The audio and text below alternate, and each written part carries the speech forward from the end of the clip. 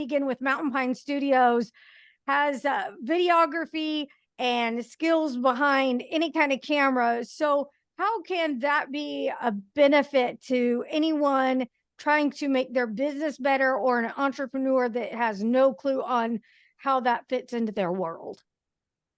So with all the technology we have today, you can a lot of times get away with just using your phone as your main camera. Obviously, there's things that professional videographers recommend, such as proper lighting and tripod or something to stabilize the camera.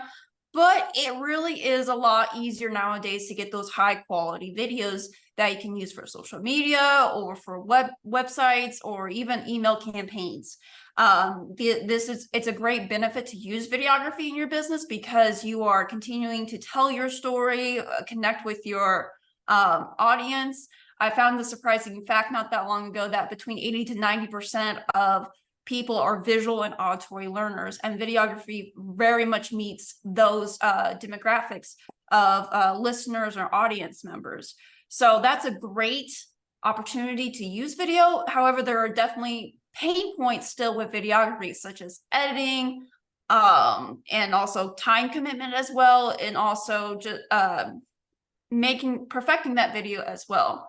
So a lot of times what I like to suggest people is have a plan and know the purpose of the video as well. Everything takes planning and organizing, including videography.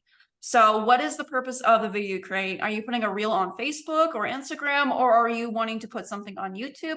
Because even then, those two different platforms require two different setups, I would like to say. For example, with reels, you can get away with having your camera just being a vertical, and also using a ring light that just captures your face and nothing behind you. While YouTube is the exact opposite. YouTube, you'll want a horizontal frame wise, and then you're gonna what we suggest is a 3-point light system. So you have one on your face, under your shadows, and in the background to help create the mood for your audience to see. And I obviously sit down with clients and talk them through this process. If for some reason my services don't meet their needs, I at least still like to educate others on, like, hey, you can do this on your own and you can use your time to create it as well, especially with the editing process. The editing is honestly takes about 80% of our time on videography. Just making sure we have the right the color corrections right. We also have correct audio levels. Even background noise plays a huge part into videos. So we just like to sit down, educate, and see if we can even take it a step further with professional services as well. So hopefully this segment is helps entrepreneurs and small business owners create some idea of, like, oh, okay, so if I want to do a reel or something, this is a better setup versus how I've been normally doing it.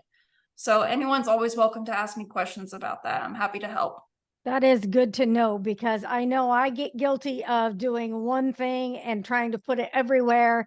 And then when you finally do have good light and you see how much better your videos look, it's definitely worth it.